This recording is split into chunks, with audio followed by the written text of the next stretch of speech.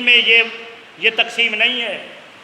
زندگی میں تقسیم کرنی ہے تو بیٹے اور بیٹیوں کو برابر ملے گا۔ زندگی میں تقسیم کرنی ہے، اور ہم نے کئی گھر دیکھے ہیں کہ تقاضا کیا کہ وراثت تقسیم کر دو، تو باپ نے کہا کیا بات ہوئی، زندگی میں تقسیم کر دیتا ہوں۔ جب ان کو دے دی تو پھر والدین کے لیے در بدر دھکے ہی دھکے تھے، کوئی کسی کا نام نہیں لیتا تھا۔ بچپنا ہوتا ہے، اور وہ بھی اس وقت نہیں، پہلے ہوتا تھا۔ بچوں کے اندر جھگڑا ہوتا تھا کہ یہ ماں میری ہے، باپ میرا ہے، اس پر چھوٹے بچے لڑتے تھے۔ ایک کہتا یہ ماں میری ہے، کہتا نہیں میری ہے۔ لیکن عزیزان گرامی قدر، آج اولاد اس بات پر جھگڑتی ہے کہ ہم والدین کو اپنے پاس کیسے رکھیں۔ بھائی جانتے ہو نا، میرا گھر چھوٹا ہے، وہ 2 بیڈ روم پر مشتمل ہے، میں اپنے باپ کو اپنے پاس کیسے رکھوں گا؟ آپ کے پاس بڑا مکان ہے، آپ ان کو اپنے پاس رکھ لیں۔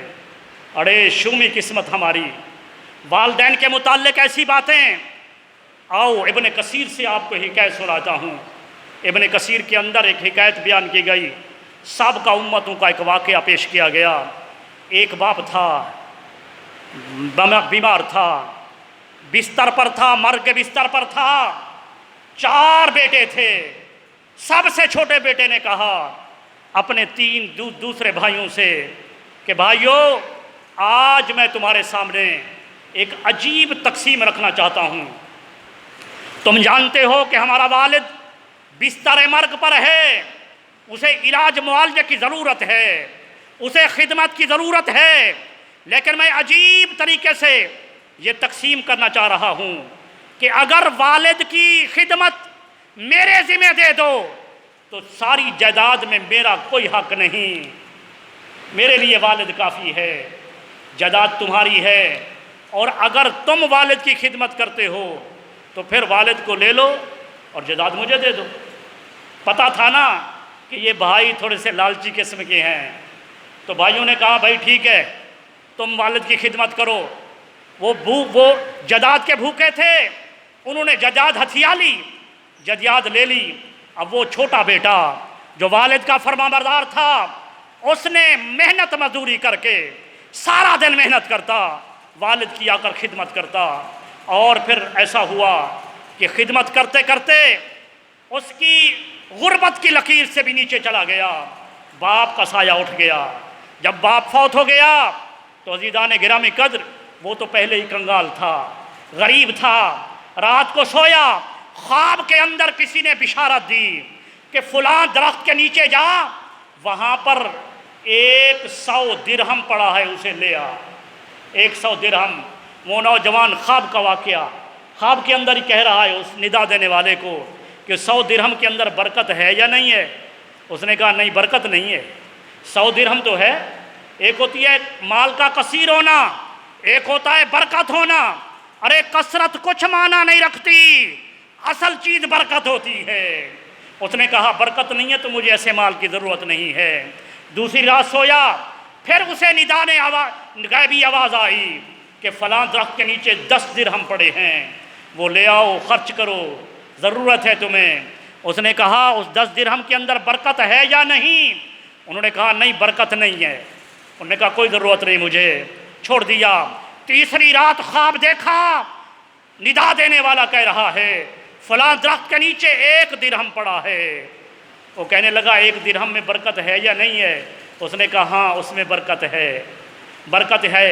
بیدار ہوا، وہاں پہنچا، وہاں گیا تو واقعی 1 دینار اسے ملا۔ وہ دینار لے کر آیا، اور صبح دن کے وقت وہ جب بازار میں گیا تو ایک مچھلی فروش آواز دے رہا تھا کہ 1 درہم میں 2 مچھلیاں، 1 درہم میں 2 مچھلیاں۔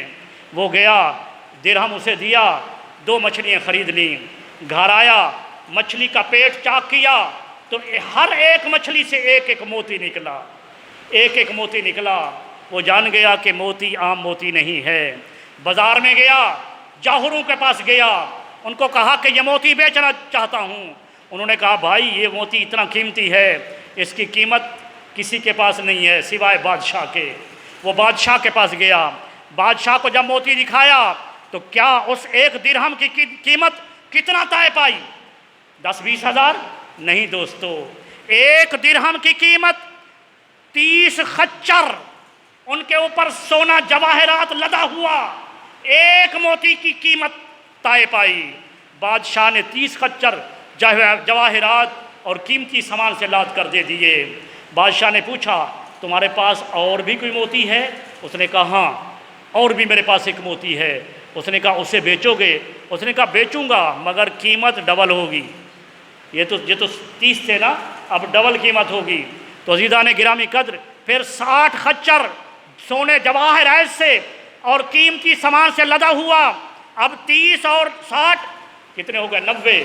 اب وہ بادشاہ کے بعد اس کی مملکت کے اندر سب سے بڑا امیر ہو گیا۔ یہ ہے والدین کی خدمت، جس نے اپنے بھائیوں سے کہا تھا کہ تقسیم یہ ہے کہ اگر خدمت میں کروں گا جائیداد سے میرا کوئی تعلق نہیں۔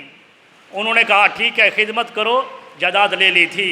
رب کائنات نے اسے اتنا دیا کہ وہ بادشاہ کی مملکت کے اندر وہ بادشاہ کے بعد سب سے امیر شخص ٹھہرا، سب سے امیر شخص ٹھہرا۔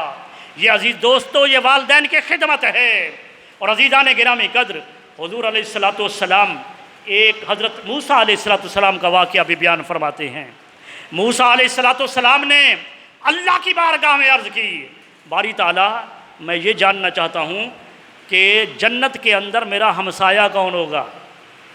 جنت کے اندر موسیٰ کلیم اللہ ہیں، اللہ کے نبی ہیں، اللہ کی بارگاہ میں عرض کر رہے ہیں باری تعالیٰ جنت میں میرا ہمسایہ کون ہوگا، میرا پڑوسی کون ہوگا؟ رب کائنات نے فرمایا وہ ایک کسائی، ایک قصاب ہے، وہ تمہارا ہوگا ہمسایہ۔ ایک قصاب وہ میرا ہمسایہ ہوگا۔ دل میں سوچا کہ شاید بہت بڑا عامل ہوگا، دن رات تسبیح مصلی لوٹا اٹھائے ہوئے عبادت کر رہا ہوگا۔ انہوں نے چاہا کہ میں دیکھوں اس کے عمل کو کہ وہ کون سا عمل کرتا ہے جس کی وجہ سے وہ جنت میں میرا ہمسایہ ہوگا۔ موسیٰ علیہ السلام اس مقام کی طرف چل پڑتے ہیں جو اللہ تبارک و تعالیٰ نے جس کی شکل دکھا کر یا نشان دہی فرما کر اس کو بتایا تھا کہ فلاں قصاب تمہارا ہمسایہ ہوگا۔ موسیٰ علیہ السلام فرماتے ہیں کہ جب میں گیا اس قصائی کے پاس تو وہ گوشت کی دکان پر کام کر رہا تھا۔ ایک روایت میں آیا کہ وہ کوئی زبان کا بھی اچھا نہیں تھا، ناپ تول تو درست تھی لیکن وہ لوگوں سے گاہکوں سے وہ سخت لہجے میں بات کر رہا تھا۔ میں نے کہا اچھا یہ دن کے اندر تو یہ تھوڑا لہجہ بھی اس کا سخت ہے لیکن شاید یہ رات کو کوئی عبادت کرتا ہوگا۔ میں نے اسے کہا کہ میں آج رات تمہارا مہمان بننا چاہتا ہوں۔ اس نے کہا الحمدللہ، اللہ کا کرم، اللہ مہمان تو اللہ کی رحمت ہوتی ہے، آپ بسم اللہ آپ میرے مہمان بنیں۔ بس اس نے جب اپنا کام ختم کیا موسیٰ علیہ السلام کو ساتھ لیا، جب گھر لے کر گیا تو کہنے لگا کہ اے میرے مہمان بس تھوڑی سی زحمت یہ ہوگی کہ میں تھوڑا سا کام اور کروں گا، اس کے بعد آپ کے لیے طعام کا اہتمام کروں گا۔ تو اس نے کیا کام کیا؟ اس نے ایک کھانا تیار کیا، ایک بالکل نرم قسم کا کھانا تیار کیا۔ یا ایک روایت میں آیا کہ جس وقت وہ کھانا کھا رہا تھا وہ اپنے منہ کے اندر چباتا تھا، پھر اس کے بعد ایک نحیف کمزور سی عورت اس کے ساتھ اس نے جو سوئی ہوئی تھی اس کے منہ کے اندر وہ لقمے ڈالتا تھا۔ موسیٰ علیہ السلام نے اس عمل کو دیکھ رہے ہیں، اور جب اس نے کھانا اس بڑھیا کو کھلا لیا تو فرمانے لگے موسیٰ علیہ السلام یہ کون ہے؟ اس نے کہا جی یہ میری اماں جی ہے، یہ میری والدہ صاحبہ ہے۔ اس کو کھانا کھلایا اور میزبان مہمان کو اس وجہ سے روکا تھا کہ پہلے ان کی خدمت کروں گا بعد میں آپ کے لیے طعام کا اہتمام کروں گا۔ جب والدہ کو کھانا کھلا چکا تو والدہ اپنی چچڑے پن زبان سے کچھ بولنے لگی۔ موسیٰ علیہ السلام نے فرمایا کہ یہ کیا کہہ رہی ہے؟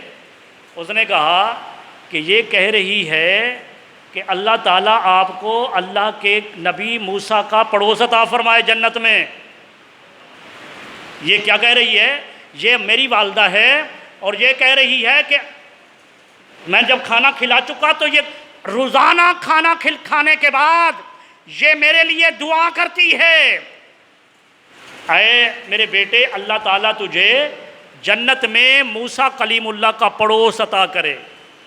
ساتھی کہنے لگا دیکھنا بھائی کیسی بات کر رہی ہیں، میری والدہ ہے نا، یہ میرے لیے دعا کر رہی ہے، لیکن کیا ایسا ہو سکتا ہے؟ کہاں میں اور کہاں وہ اللہ کا نبی، کہاں میں وہ کلیم اللہ، میرے اور اس کے درمیان وہ اللہ کا نبی ہے، میں اس کے ساتھ جنت کے اندر کیسے اس کا پڑوس مل سکتا ہے؟ لیکن میری والدہ روزانہ یہ دعا کرتی ہے۔ موسیٰ کلیم اللہ نے فرمایا تمہیں مبارک ہو، میں تمہارے سامنے اللہ کا نبی موسیٰ کھڑا ہوں، یہ تیری والدہ کی دعا ہے، یہ تیری والدہ کی دعا ہے۔ میں نے بھی اپنے رب سے پوچھا کہ پڑوس کیا ہوگا میرا جنت کے اندر، تو رب کائنات نے تمہارا نام لیا۔ میں تیرا عمل جاننے کے لیے آیا تھا کہ تو کون سا عمل کرتا ہے کہ جس عمل نے تجھے میرا پڑوس عطا کر دیا ہے۔ تو عزیز دوستو، یہ عمل والدین کی خدمت کی یہ عظمت ہے کہ اللہ تبارک و تعالیٰ ایک نبی کا پڑوس جنت میں عطا کر رہا ہے۔ اور جو والدین کو ناراض کرتے ہیں، اللہ تبارک و تعالیٰ کی ناراضگی اسی کے اندر ہے۔ وہ جنت کا تصور نہ کریں، وہ جہنم کے لیے سوچیں کہ ہم جو بھی کر رہے ہیں جہنم کے لیے اپنی تیاری کر رہے ہیں۔ لہٰذا عزیز دوستو، پچھلے اور اس جمعے کا پیغام بس صرف یہی پیغام نوجوانوں کے لیے، ان میرے دوستوں کے لیے جو اپنے والدین کو حیات رکھتے ہیں اور اس خدمت ان کی خدمت کر کے جنت کو حاصل نہیں کر سکتے، تو وہ اپنی بربادی کے لیے اپنی شومی قسمت پر وہ افسوس کرتے پھریں۔ لیکن آج بھی وقت ہے کہ آج اپنی والدین کی خدمت کریں۔ ہم حضور کی امت ہیں، آقا علیہ السلام کا ہم پر کرم ہے۔ حضور صلی اللہ علیہ وسلم نے تو یہاں تک بھی فرما دیا کہ اگر دنیا کے اندر والدین کی خدمت نہیں کر سکے تھے تو پھر ایسا کرو، اگر فوت ہو گئے ہیں تو پھر بھی ان کے ساتھ حسن سلوک کرو۔ یا رسول اللہ کیسے؟ فرمایا جو تمہاری باقی بہن بھائی ہیں ان کے ساتھ اچھا سلوک کرو، جو تمہارے والدین کے دوست ہیں ان کے ساتھ اچھا سلوک کرو۔ بات کو ختم کر رہا ہوں، وقت ختم ہو گیا ہے۔ میرے آقا نے ارشاد فرمایا میری امت کے اندر تیز سرخ آندھیاں آئیں گی، زلزلے آئیں گے، لوگوں کو زمین کے اندر دھنسا دیا جائے گا۔ یا رسول اللہ کب؟ فرمایا جب حکمران طبقہ عوامی دولت کو لوٹنے میں مصروف ہو جائے گا۔ فرمایا جس وقت والدین کے اولاد نافرمان ہو جائے گی، جس وقت بیویوں کے فرما بردار ہوں گے اور اپنی والدہ کے نافرمان ہو جائیں گے، جس وقت دوست کو اہمیت دیں گے اپنے والد کو اہمیت نہیں دیں گے، امانت رکھی جائے گی تو امانت کے اندر خیانت کر دی جائے گی۔ میرے آقا نے فرمایا جب یہ سب کچھ ہوگا اس وقت میری امت کے اندر سرخ آندھیاں چلیں گی، اس وقت زلزلے آئیں گے، سیلاب آئیں گے۔ فرمایا میری امت یہ قیامت کی نشانی ہوگی۔ ارے چند سالوں کے بعد رب کائنات نے اس پاکستان کے خطے کے اندر ایک حصے کو ہلا دیا، ہمارے کتنا مسلمان بھائی اس کے اندر دھنس کر رہ گئے۔ یہ ہمارے لیے درس عبرت ہے۔ آج حکمران طبقہ بھی خزانے کو لوٹ رہا ہے، امانت کے اندر خیانت ہو رہی ہے، اولاد والدین کی نافرمان ہو چکی ہے، لوگ اپنے اولاد جو ہے، نوجوان جو ہیں دوست کو اہمیت دیتے ہیں، والد کی بات کو اہمیت نہیں دیتے ہیں۔ میرے آقا صلی اللہ علیہ وسلم نے فرمایا الا انبئکم اکبر الکبائر، اے میری امت کیا میں تمہیں بڑے گناہوں کی خبر نہ دوں؟ فرمایا کہ بڑے سنو، بڑے گناہ کون ہیں؟ 3 گناہ حضور نے ارشاد فرمایا الاشراک باللہ، جب کوئی اللہ کے ساتھ کسی کو شریک کرے تو اس گناہ سے بڑا گناہ کوئی نہیں۔ فرمایا دوسرا گناہ کیا ہے؟ والدین کی نافرمانی۔ والدین کی نافرمانی یہ بھی بڑے گناہوں کے اندر شامل ہے۔ اور تیسری بات یہ فرمائی وقول الزور، جھوٹی گواہی دینا۔ ارے یہ ساری باتیں ہم میں پائی جاتی ہیں یا نہیں پائی جاتی؟ اس کی طرف سوچنا ہوگا، والدین کی فرما برداری کرنی ہوگی۔ اللہ تبارک و تعالی ہمیں عمل کی توفیق عطا فرمائے۔